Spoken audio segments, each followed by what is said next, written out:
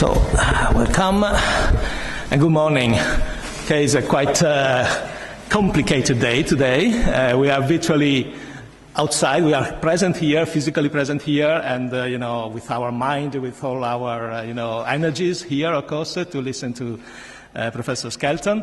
But in a sense, and virtually, we are also with the people who are manifesting outside against the mafia and for the victims of the mafia, and to prevent any other expansion of this disease in our country. Anyway, with a little delay, also related and connected with the manifestations that is going on outside, we started this lecture.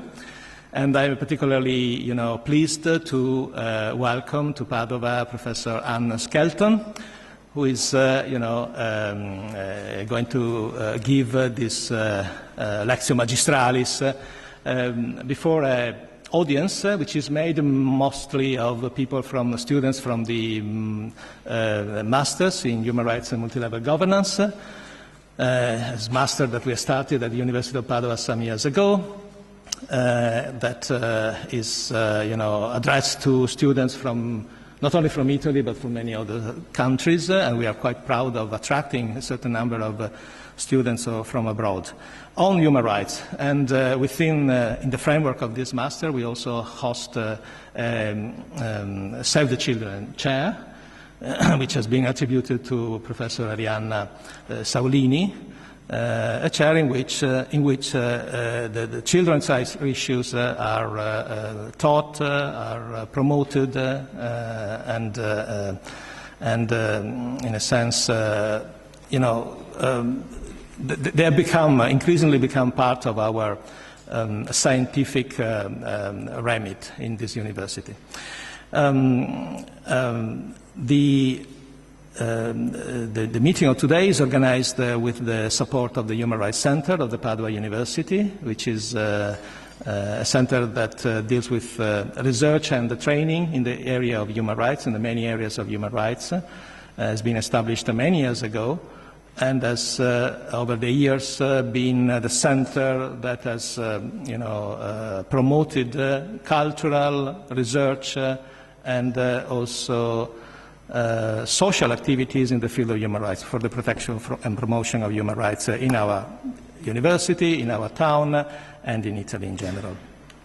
I'm pleased now, before introducing to you Professor Skelton, to give the floor to Arianna Saulini, who is the chairholder of the UNESCO chair in children's rights, and the responsible Save the Children chair. Sorry, UNESCO chair is also. We also have a UNESCO chair here at the Human Rights Center, but is not directly involved in this case. So, Arianna, if you want to say a little something about the meeting of today and the role of the children's rights in our master's program.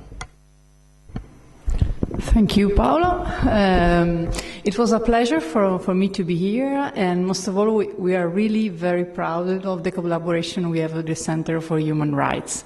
That gives us the opportunity to take the children's rights on both sides, from theoretical aspect, and so to link children's rights to human rights.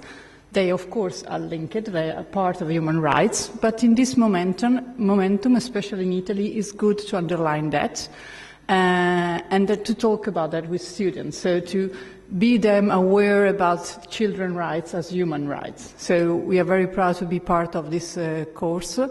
At the same time, I think the idea that we have with the Center of Human Rights is to give to students the possibility to check and to see how the children's rights and the Convention on the Rights of the Child is used in everyday work by an NGO, but also from other perspectives. So we have here a few weeks ago Professor Liefer from Holland, and today you are here, and it's very good, and it's also good because this afternoon we will have a lesson with the student, and the lesson will be focused on the work of the Committee on the Rights of the Child, so they have also an exercise to do on that. So the idea is that we provide them with the opportunity to see the perspective of an NGO. So they have different models inside the course, and each model includes an exercise. So to see that human rights and children's rights need to be not a theoretical aspect only, but to be implemented. This is the challenge we have focused on as an NGO, but also from when we talk with stakeholders and what we do in everyday, our everyday work. So thanks to be here. It's really good. I think that the students this year have a good opportunity to see different actors, also from international level. And so, thank you. So just a few words about our guest today, Professor Ann Skelton, who is Professor of Law at the University of Pretoria, South Africa, and is also UNESCO Chair, another one, in education and education law in Africa. She has served, she's serving now as a member of the CRC, the Committee on the Rights of the Child in Geneva, but she has also served in many other, in her capacity as experts and chair of commissions at the state level in South Africa, promoting legislation in the field of human rights and children's rights in particular, and also has contributed to the work of other international organizations, and in particular UNICEF. We are extremely proud to host Professor Skelton here today.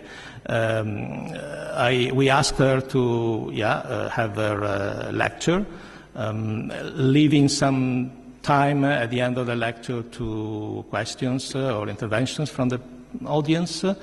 I know that today she will also be busy with a group of PhD students that we have at the University of Padova dealing with human rights issues, and she will exchange with them her knowledge, her advice concerning research in this field of human rights and children's rights. So I'm pleased to give you the floor. Thank you very much again.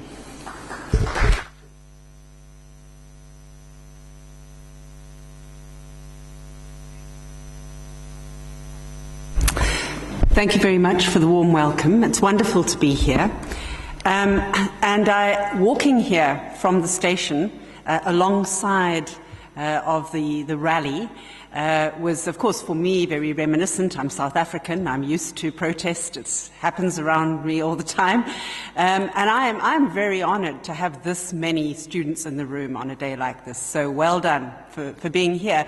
And I think it reminds us about the fact that human rights does often call for activism, for social mobilization. That's what's going on outside. And sometimes repressive governments give us opportunity for renewed social mobilization opportunities. This is very good. But at the same time, there's hard work to be done. So sometimes one has to be indoors. Sometimes one has to work till midnight. Sometimes one has to be in a boring lecture when one would rather be outside. But I appreciate that you are here. I'm going to divide the talk today into two parts so that I don't talk for too long. So we'll have a short, about 15 minutes I will speak about the reporting process to the Committee on the Rights of the Child. And then we can pause there and I'll hear your questions and your comments and we can have a bit of discussion. And then in the second part, I think we should go on to the new communications procedure of the committee, which has only been in operation since 2014, so it's relatively new, and it's interesting to talk about. The committee is still developing its jurisprudence, so I think it's an area to keep an eye on. And for your own work in your own countries, it's something that in the future, all of these things, are ways in which you can make the convention come alive in your own countries, and I'll try and speak to that more. I myself have actually, although I'm now on the committee, I've really worked in children's rights at the national level for most of my life. I worked in South Africa. After the new government came to power, there was many opportunities then for drafting new laws, changing the way that things had been done. And when you live in a country that is in transition, there are a lot of opportunities. And so we took those opportunities and drafted new laws and did a lot of work around how to implement laws in a country that is resource constrained. And so I think we've managed to walk this journey. It doesn't mean everything's fine in South Africa. Of course, there are still many problems, but at least we had that opportunity. So I'm very interested in not only the international sphere, but also the national sphere, and how in your own countries you can do something about children's rights. But it's very good to understand the international frameworks, because then you have a pathway, you have something to hold your government accountable against. And I think this is a big advantage of having the international instruments and having the Convention on the Rights of the Child, which is the most ratified treaty in the world today. I'm going to try standing up because I can see that there are people at the back who might prefer to see me. Okay. So basically, when the CRC was adopted and opened for ratification, countries came forward, and there was a very rapid ratification process. And since 2015, all countries in the world, except one, have ratified the CRC. So that's a total of 196. Actually, I think it might not be 197 countries voting.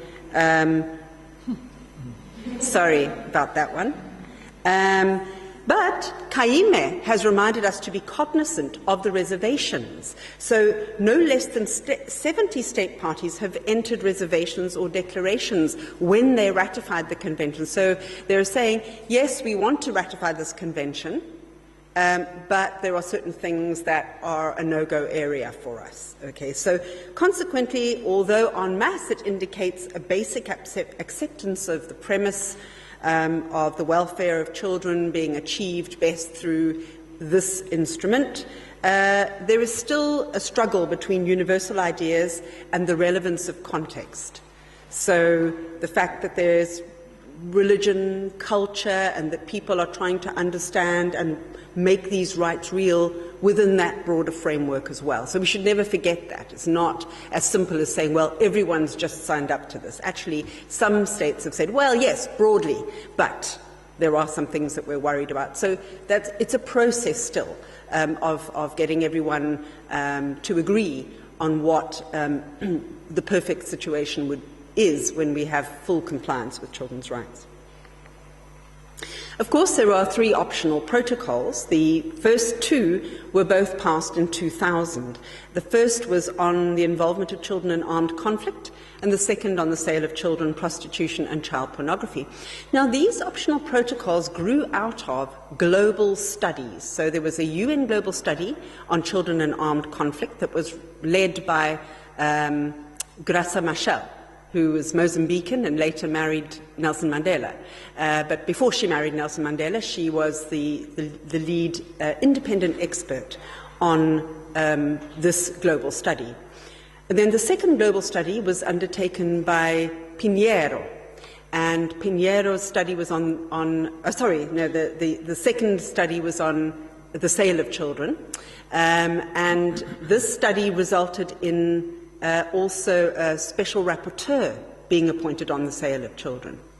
Then there was another global study on violence against children. That was the Pinheiro study, sorry. The Pinheiro study on violence against children resulted in the appointment of a special representative of the Secretary General on violence against children. And that is, at the moment, Marta Santos Pais, but she is actually leaving office. She's resigned from her post. So why I am mentioning this and linking optional protocols and Secretary General, special representatives, is because there is currently an important global study going on. And it is the global study on children deprived of their liberty. And it's important because it may also lead to, if not a separate special representative of the Secretary General, at least perhaps an additional mandate within the existing special representative. So these are kind of special measures within the human rights framework that go beyond the committees. We have, of course, special rapporteurs in the human rights system, but then there are also these special representatives of the Secretary-General that work on particular areas. There's one on education as well, for example. And so one can see that there are different footholds and different places in which one can work, and agencies and individuals and experts with whom one can work. The last optional protocol is on a communications procedure. And I'll talk a little bit more about that in the second part of the lecture, so we'll leave it for now. But basically, the Convention did not have a built-in communications procedure, as many others didn't as well, and this is why they are done by way of optional protocol. And there are some drawbacks to that, which I will explain later.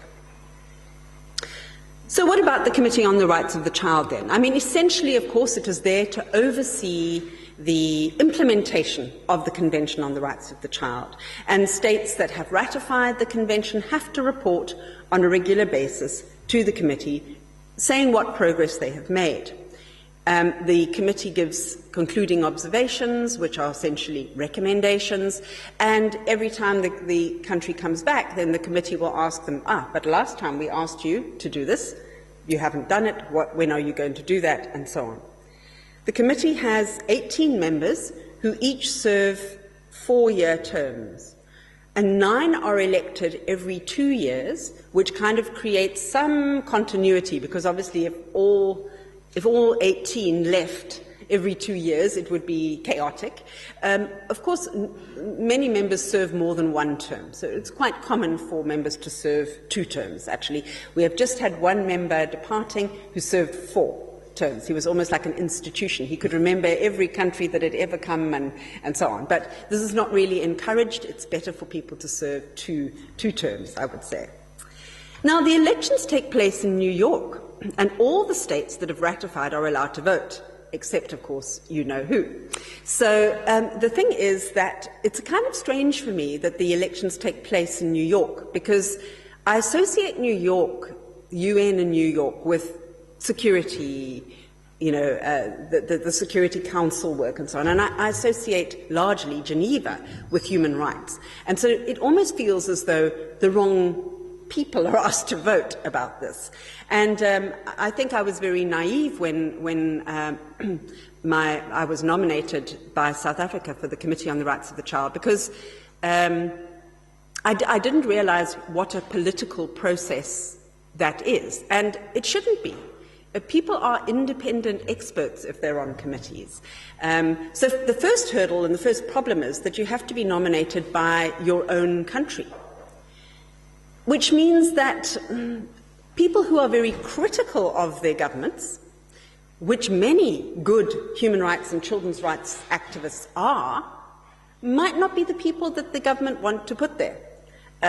Some of my friends joked with me that perhaps the reason why government nominated me was to get me out of the way, because I keep taking cases to the Constitutional Court on children's rights matters, and that it might just be easier to have me far away and prevent me from doing that.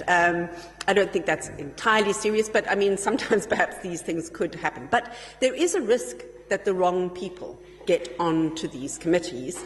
I would say right now on the Committee on the Rights of the Child, it's pretty strong, and all of the people there have something good that they contribute, that they bring, some expertise and so on. But there have been times when the committee, not only this committee, others as well, go through times when one wonders whether the committee members are really the most independent experts that could have been found. The system is basically somewhat flawed.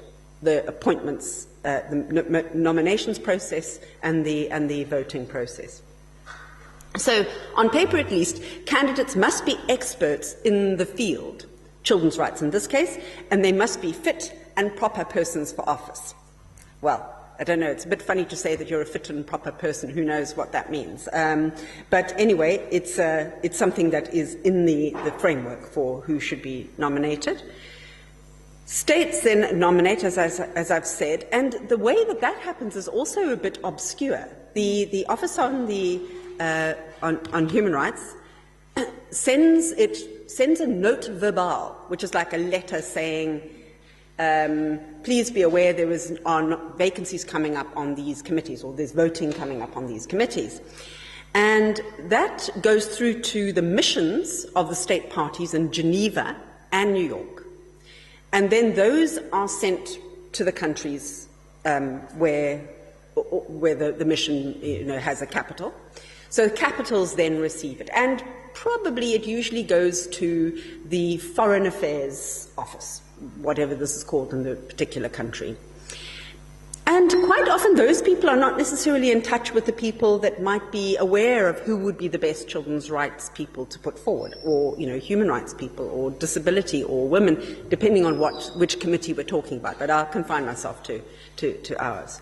So you can see that there are many things that could cause the right people not to get on committees. The country that they belong to might not be very alert, not be looking out for these opportunities.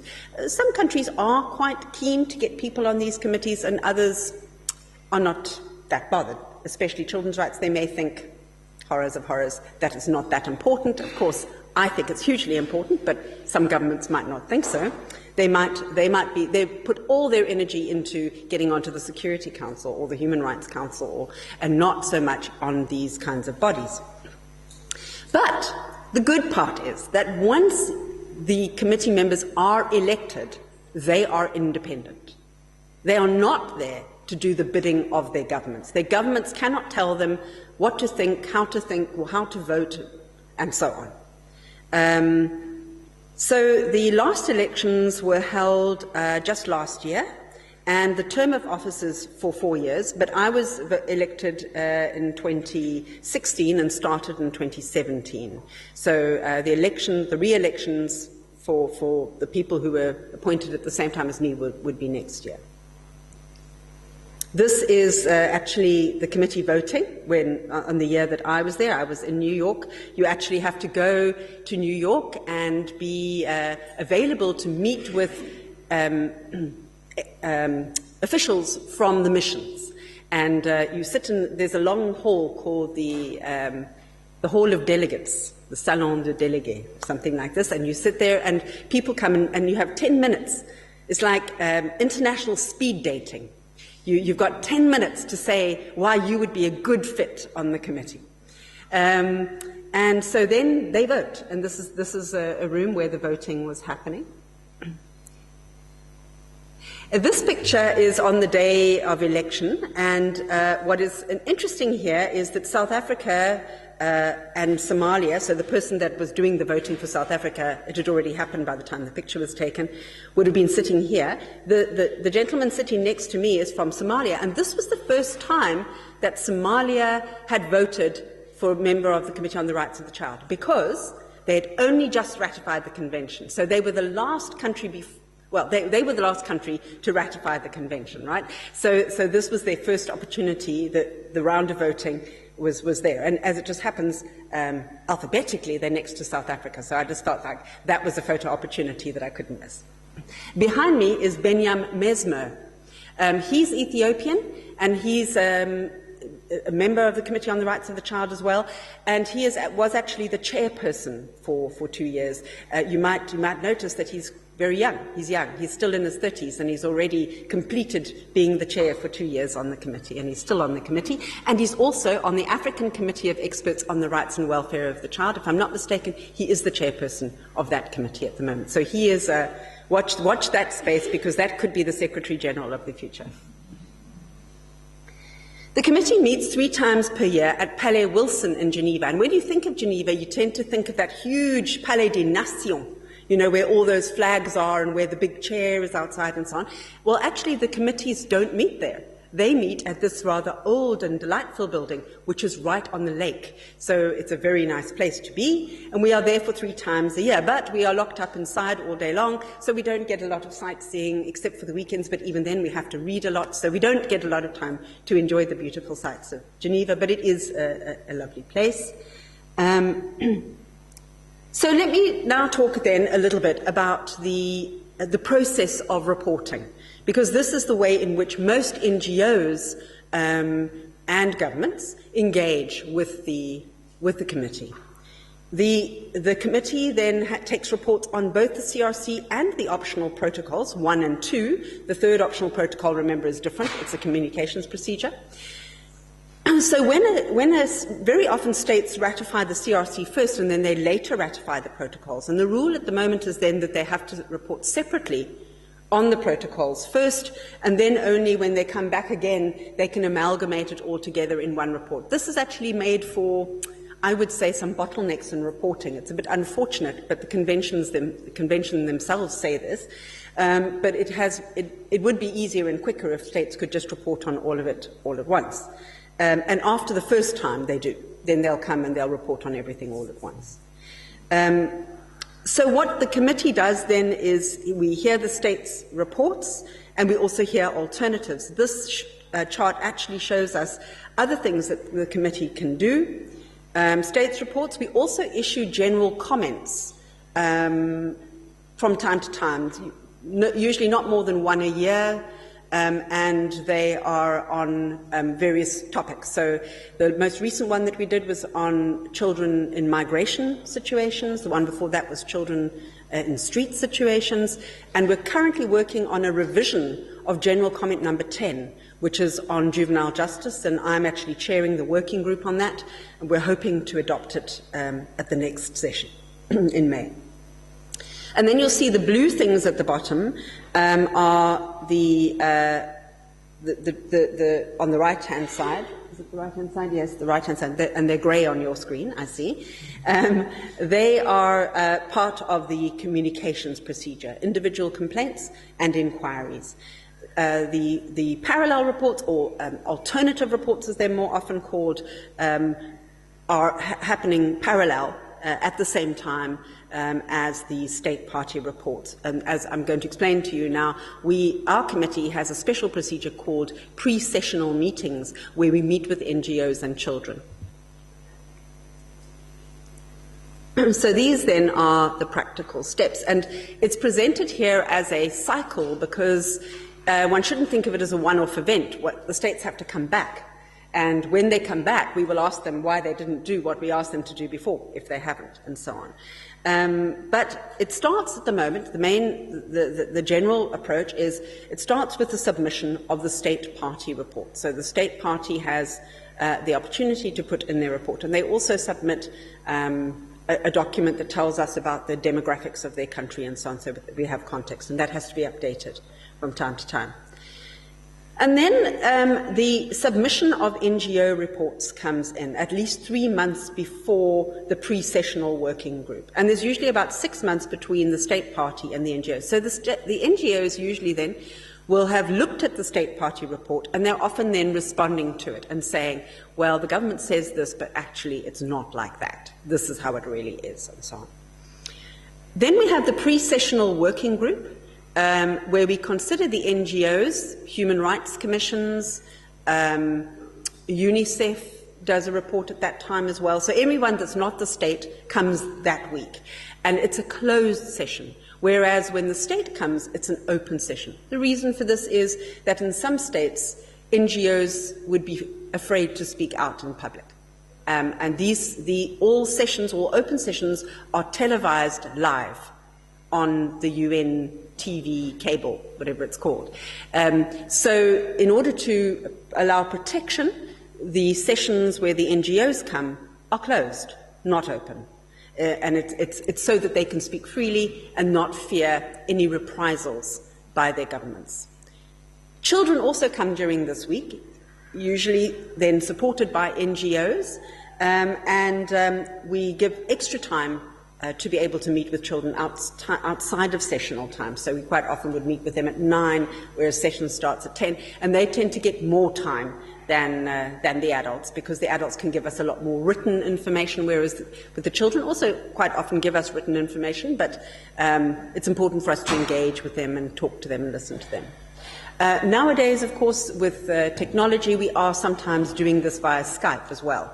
So children who can't, where there isn't enough money for children to be able to come, we will then organise through UNICEF or through an NGO to be able to have a Skype meeting. We did a very good one recently with Australia.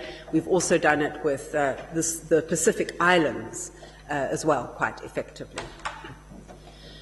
So after that, the committee finalises the list of issues, which are the remaining questions that it wants government to answer. So, it says, well, you say that there are this many children receiving education, but in fact, what we hear is that there are these problems that are impeding the right to education.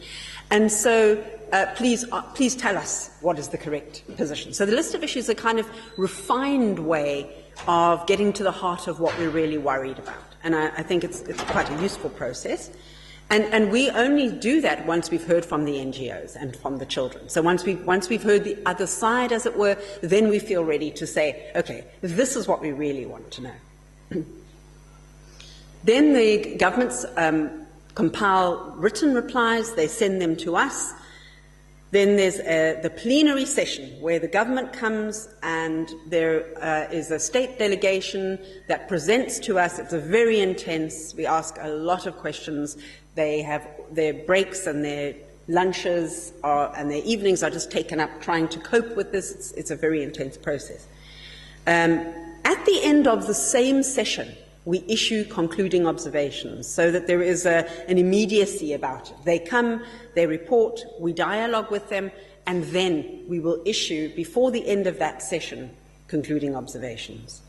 And then, of course, after that, what happens with those concluding observations depends on the government and, to an extent, on NGOs lobbying government, pushing them, using the concluding observations. So, very often people ask, well, isn't this just a toothless process that doesn't mean anything? Well, I mean, one might say that, although I would say that, if you think if it's a toothless process, it might depend on what you think teeth are for.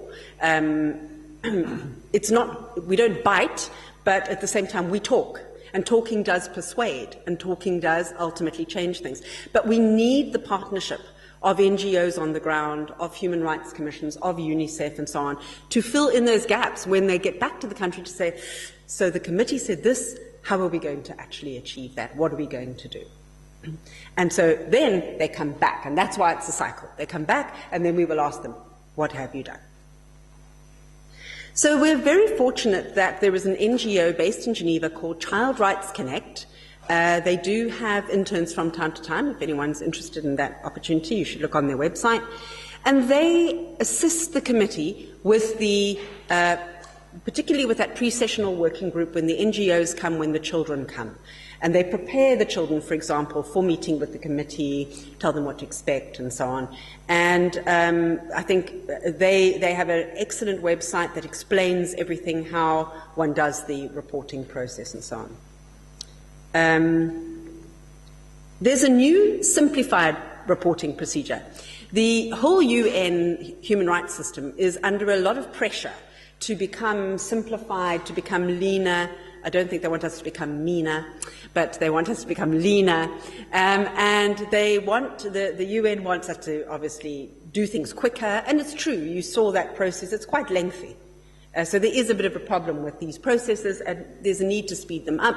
And it's quite onerous on states. If you think of the fact that there are 9 treaty bodies, and they could be reporting to all of them, coming backwards and forwards to Geneva, it's a very big investment for a country as well. So there is talk about simplified processes. And the first step of this is the simplified reporting procedure. And under this one, how it differs is that, first of all, the states will send the committee under the current system, the state starts the process. Under the new system, the committee will send a list of issues. And that list of issues will be based on what they were told to do, what the government was told to do last time, and what NGOs have told us is and isn't happening. And so I think what we can see is that this might speed things up a little bit, but one thing that worries me about it is it puts a lot of responsibility on NGOs, because they're the ones who are going to be telling us what should go into the list of issues, together with UNICEF, and of course the OHCHR has its own researchers and officers out in the States and so on. But I think it was, one advantage of the current system is the state has to put itself out there by saying this is what we've done, and then they could be criticised by NGOs saying no, this is not what you've done. So this would cut out that process actually, and in the end we will really be working with the list of issues. So it's about a 5-page document saying we want responses to these list of issues. So it's going to make the committee have to narrow down the number of questions that they ask. Some people might think this is a good thing because maybe we go into too much detail and we exhaust everybody with all of our demands, and maybe it's good to focus on what are the really important issues. So we're trying to keep an open mind to all of these proposals for change and simplification and improvement, and we'll see how it goes. We've got a few countries that have opted for this process, and we are working with them on that. So I think I've already just explained that. So this simplified supporting procedure is supposed to streamline and enhance the state party review, more focused, more effective, and so on. Okay, so I just put this, and I don't know how clear it is there, but I just was trying to show you how the precessional working group works. So if you look at the bottom of the page, the 13th of May to the 31st of May is the next session of the committee. And during the session, we will be looking at Botswana, Cabo Verde, Cote d'Ivoire, Malta, Singapore, and Tonga. And for the OPSC, that's the second protocol, we will be looking at Sri Lanka. Then the pre-session happens in our last week in Geneva, which is the 3rd of June to the 7th of June. It's still the same session, but just the last week. And there we will actually see, although it says state party reports, it's really the alternative reports. So we'll see Austria, Belarus, Cook Islands, Costa Rica, Micronesia, etc. And then you'll see that 2 sessions later, those states will come. So if we go up the line to 83, the highlighted one, there are the same states again, Austria, Belarus, Cook Islands, but this time it's the states. We've heard from the NGOs 2 sessions before. We've sent the list of issues. They've responded to the list of issues, and now they're here. And so I just thought that that might help you to see how the whole process works. And then, of course, as I've said, the committee hands down the concluding observations, and what happens with those depends very much on civil society and whoever's out there to take those forward. I think that brings me to the end of this first part of the presentation, so I'm happy to take any questions or comments. Good morning. I am Nicolo, a student from the Human Rights and Multilevel Governance Master. I would like to ask you, why was the simplified reporting procedure adopted? I'd say it's for the convenience of the states. The states had complained that there are so many reporting procedures that the process takes so long, and so we tend to joke on the committee that it's simpler for the states. It's not necessarily simpler for us, but it's simpler for the states. So that's where I think the motivation for simplified procedures is coming from the states. Thank you very much. The state can choose now? Can choose which procedure? At the moment.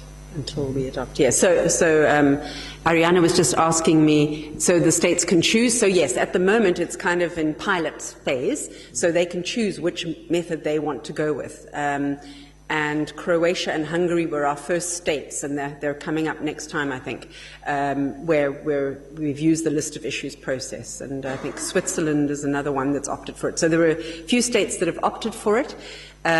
Once we see if it's working well, then perhaps we would then ask all states to do it that way. But it's not only our committee that's doing this, it's all the human rights committees that are doing this simplified reporting procedure. Whilst you're thinking about questions, something else that I wanted to tell you, which I neglected to say, is that of course there is a secretariat at the OHCHR that supports the committee. It's quite small. We have a secretary, she's actually Italian, Allegra Franchetti. And we also have, she's Venetian, in fact, isn't she? Yes. She graduated here. Did she? So this is her alma mater. We have one of the the graduates. She's supporting the committee. And she is an expert. So it's not as though the secretariats are secretaries, you know. They are experts in their field, and the people who are working are really superb experts on various country situations, various thematic areas, and so they do quite a lot of the background research and checking of things that NGOs and others tell us as well, and they help with drafting and so on when we're at the committee. But the decisions about what goes into the final concluding observations and, of course, into the communications as the decision of the committee, we go through it word by word. And, of course, we work in 3 languages. We work in English, Spanish, and French. But it's simultaneous translation during the session. However, the interpreters never work even 1 minute overtime. So if we run over, and we do sometimes run over and have to work late, then we are struggling with language, you know, because we'll be looking at French on the board. I did French at school, but I don't understand Spanish. So when we're doing Spanish, I did Latin. So I'm trying to piece it together through my Latin. But it's very tricky working in 3 languages when you don't have translators. The Spanish, there are Spanish interns, Spanish-speaking interns and French-speaking interns who work at the committee as well. They're referred to as the Cardona because I suppose they're coming through the university in Spain. The Spanish-speaking ones. I'm not sure of exactly how one gets those posts, but if any of you are interested in them, I'm sure that one can find out from the OHCHR website as well. And I'm not sure if all of the committees have this, but our committee certainly has it, and it's, I think, particularly helpful for the Spanish and French speakers when we are when we're not in the formal session with a formal translation, because then we tend to slip into English, which is the predominant language. Thank you for a very interesting lecture, especially for the master student, I think. I was very lucky. Several years ago, I was in Geneva doing the internship, and when I was there, there's a huge problem of overdue of the state's report and the how to say that the not overdue, like the backlog. Yeah, the There's backlog. Yeah, in the reports. And also, like if we calculate the CRC, that every year you can examine only 15 states report. And we have 190 something states that report. And so it takes more than 13 years to finish all the states. In these 13 years, we have like 2 other reports reported to the OHCHR. So are the treaty bodies are thinking to change this procedure to have more sessions, or otherwise it will continue to have like 2 states report examined continue together? It makes no sense because it's 10 years before the reports of 10 years ago. So the problem may be already resolved. Everything can change in 10 years. So I don't know if the committee are thinking about this problem. Thank you. Yes, and not just the committee, the whole UN system. So what the committee did, and maybe when you were there they were doing this, they had a double chamber. So there are 18 members, and so they sat 9 and 9, and both were hearing state party reports in order to clear the backlog. At the moment, the backlog of our committee is not too bad. There are about 30 in the queue, and that's partly because of late reporting.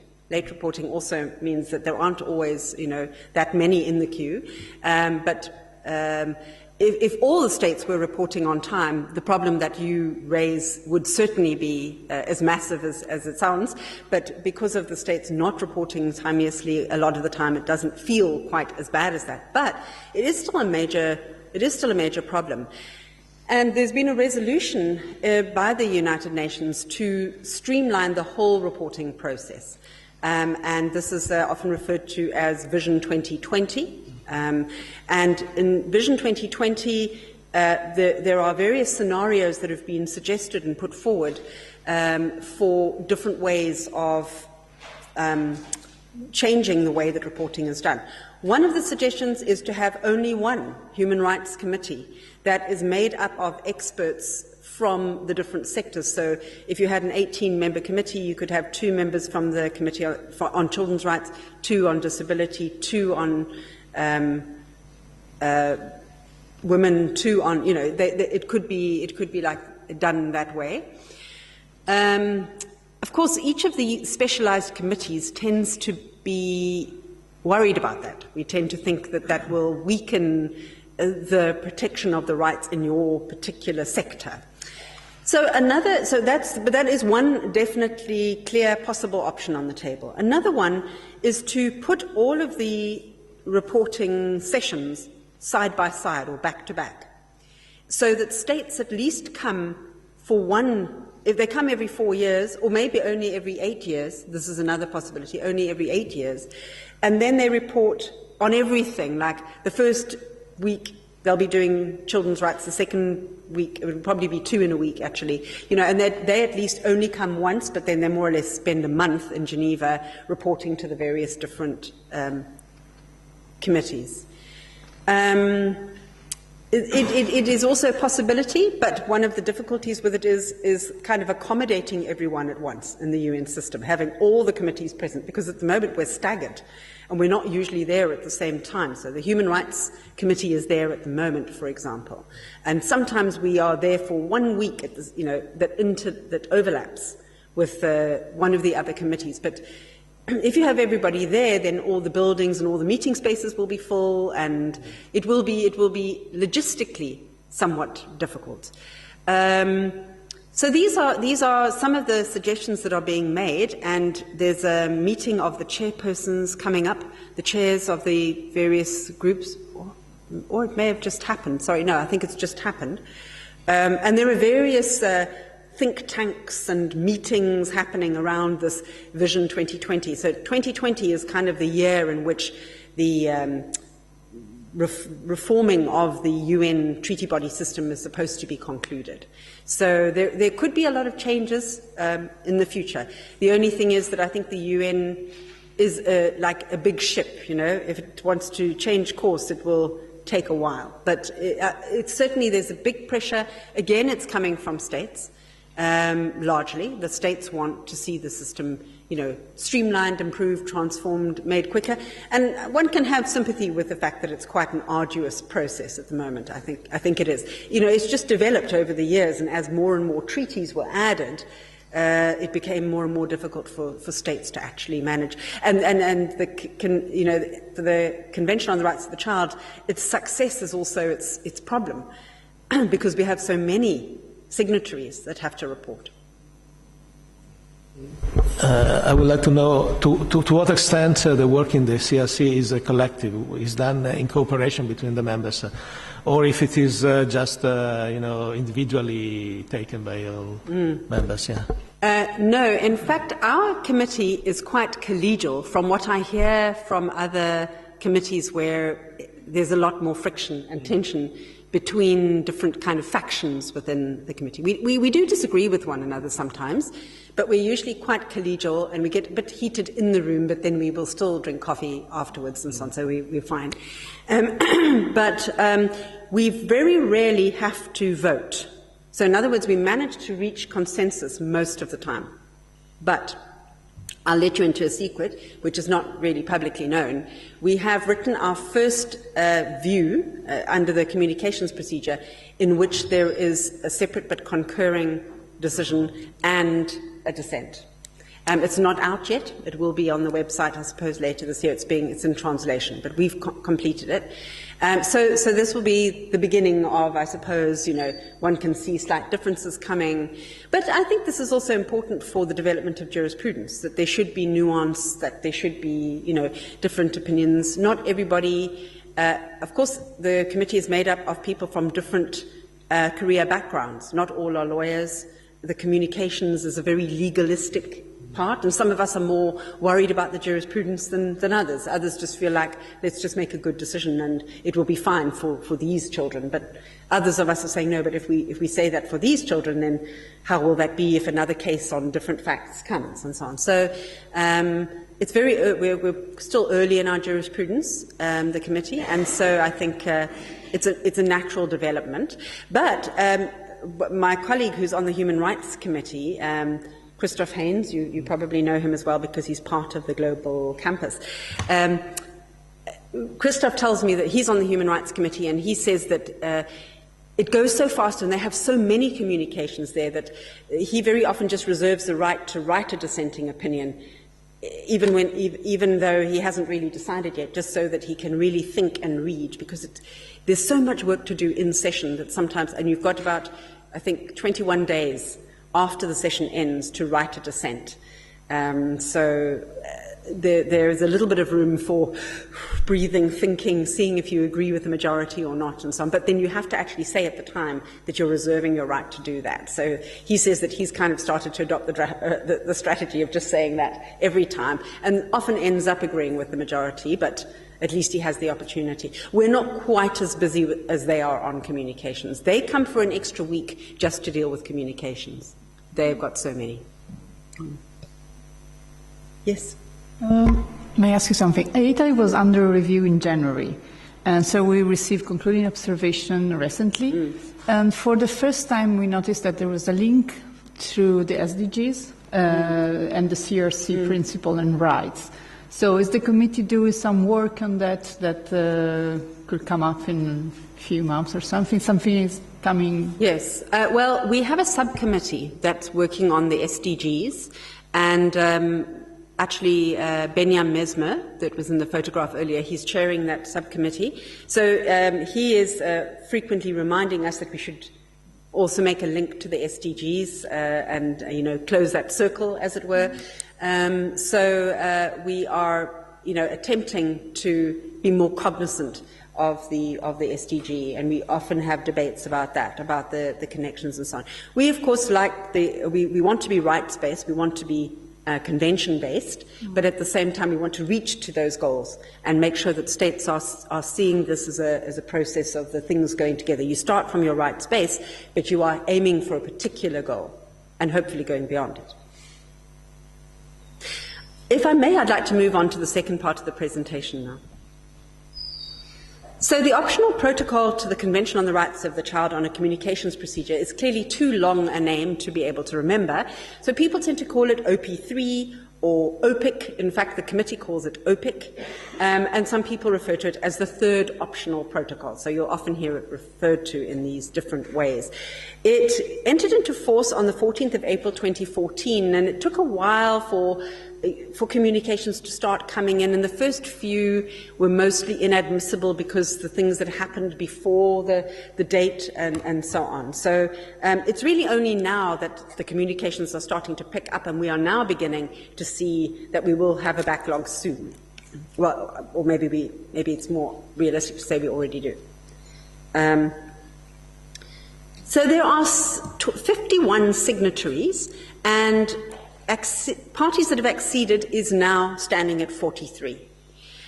Now, this is the drawback of an optional protocol for a communications procedure. We have 196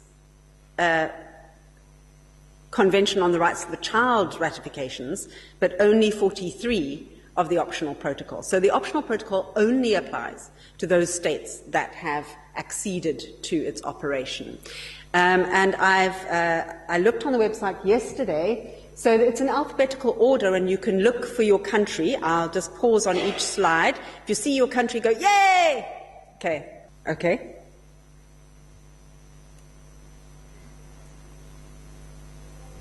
Yay! Good. Go for Ireland. And that's it. And as you might have noticed, I didn't go yay because South Africa's not on the list. I keep telling them there's really they don't have anything to fear about, because you have to exhaust all your domestic opportunities for litigation before you can go to the international level. And South Africa has 3 tiers of court that are all very child-friendly. The chances of a negative decision is minimal, although we have corporal punishment in the home in the Constitutional Court already been argued. I argued it, and it was a very difficult day. So I don't know, maybe that will turn out to be one that has to go. But anyway, the other reason why I think South Africa shouldn't be worried about it is that if you have ratified, if a state has ratified the African Charter on the Rights and Welfare of the Child, they've already ratified a convention that has a built-in communications procedure, right? So, you know, states can take them, people can take them there anyway. I think what they're worried about is something that we can count as a plus in South Africa, and that is that we have a very strong, feisty civil society.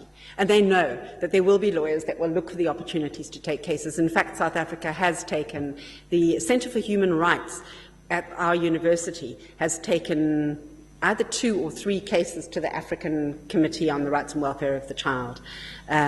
So it's a reality that they might face. So that maybe that is why they haven't. I don't know, but if your country isn't on here, then maybe when you get home you can start lobbying for ratification of the optional protocol. It's the 30th anniversary of the convention this year, so we are saying this is a very important year we want to see the number of people coming up.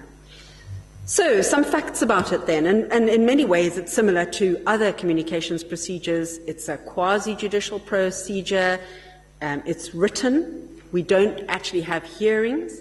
Most communications actually don't even get past the preliminary stage because they don't satisfy the criteria. The committee provides its views and recommendations, and these are described as authoritative statements about the Convention's provisions.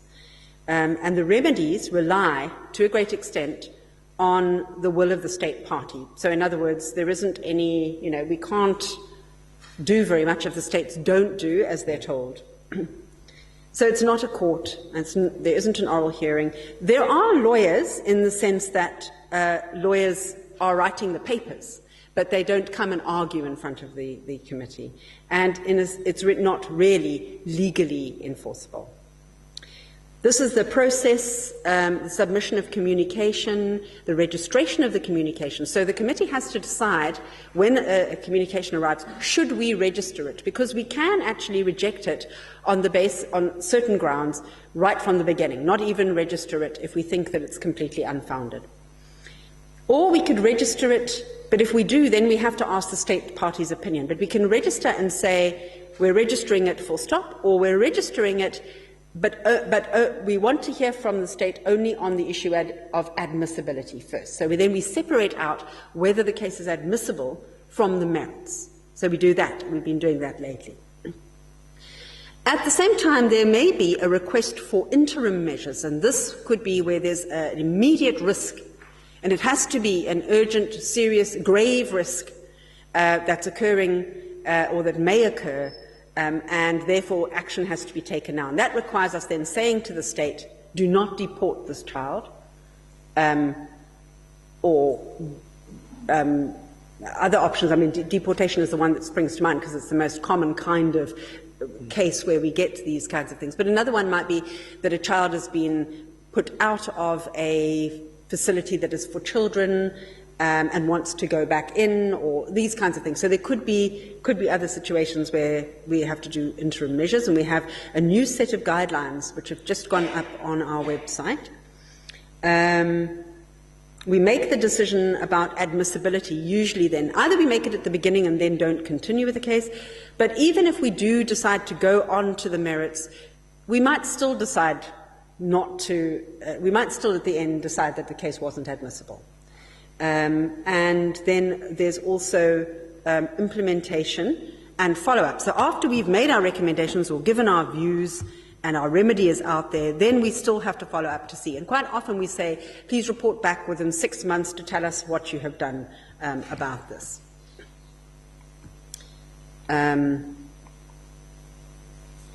On our website, you will see, if you want to have a look at the jurisprudence, it's there under the complaints procedure. It's in the bottom left-hand corner of the website under the OHCHR. And The cases that we've seen thus far, I haven't put them all here. I just wanted to show you that on the website you'll see the name of the case, which country it was against, the number, and then what were the issues. And then on the right-hand side, and I've highlighted it for you, what was decided. So you may see inadmissibility decision, discontinuance decision. Discontinuance, MEB was discontinued because the child, who was a migrant, was later found to be using his brother's identity document, and he wasn't actually under the age of 18, and if he's not under the age of 18, he doesn't fall within our convention. But we have a lot of cases on the difficult issue of age determination. So young people who say they're 17, but the government that they've fled to says they're not 17, and they're actually 19 or 20, and they're using very old-fashioned age determination tests using the X-ray of the wrist. And so the committee has got a long list of these cases. We've met twice with the government of Spain, because most of the communications about this are against Spain. And we are trying to reach sort of a friendly settlement on how all of these will be resolved, although we'll still have to resolve each individual set of facts. But at least if we could, get some agreement on how is Spain going to resolve these problems going forward. And then in certain cases we've adopted views, and here are two examples. YB and NS was an interesting case about kafala, which is a form of adoption or guardianship. So this was a case against Belgium.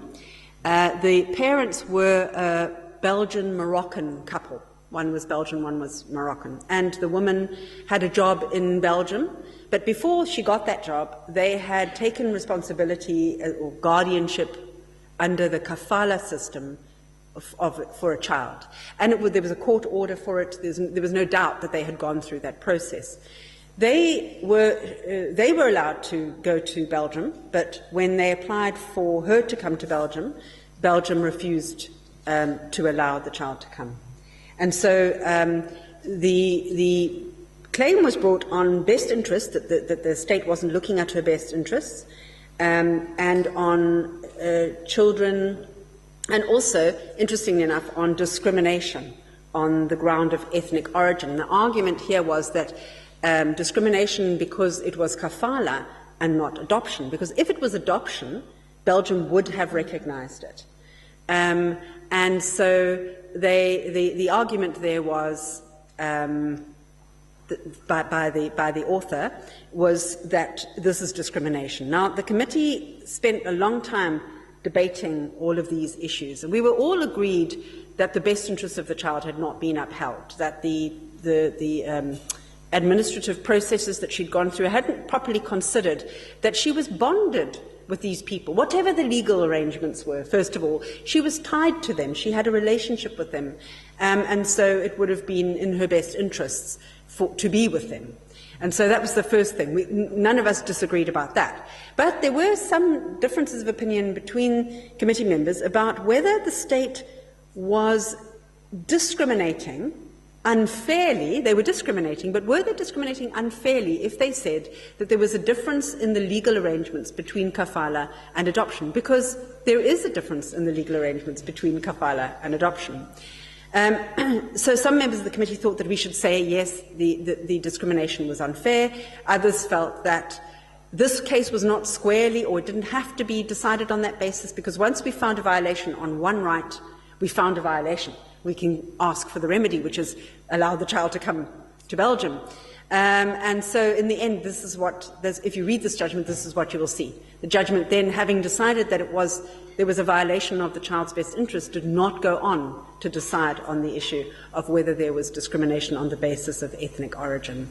So there already on the Leiden website, there is an article about it. So people are beginning to write little pieces and critiquing the committee's cases as well. IAM is another interesting one. I'm not going to go into all of them, it would take too long, and I want to leave a bit of time for discussion. IAM was about a child who Denmark had planned to deport IAM and her child. And IAM was the mother. And the mother argued that the reason that she had fled was because she was fearful that her child would suffer female genital mutilation in her country of origin. There we did interim measures to stop the child from being deported, and eventually found that there was a failure to look at best interests of the child. Sorry, the reason why it talks about admissibility and manifestly ill-founded there is that the state argued that it was manifestly unfounded. And so basically, I think on a number, our findings were on 1, 19, 2, and 3. There were a few different issues there that we looked at. That was actually before my time on the committee. So, overall, if we look at all of what I've been talking about, the reporting process is quite a well-oiled machine, although it's got a heavy load to carry. It's too early to tell how the simplified process will work and whether it will be an improvement, and whether all of these talks about change, whether it will fundamentally alter the way in which the committees work. There's a good chance, I think, that it will. The communications procedure is still in its infancy, and the committee is still working out its jurisprudence. As I said, we are, up until now, there are no findings in the public domain where we have not agreed with one another, but there's one on the way. And so we can see that there's jurisprudence emerging, not only on which cases we found admissible and which not, I suppose also which cases we find interim measures and which not, and then on the merits of each case as well. So it's a space to watch, it's a space to write about, it's a space to think about. Thank you.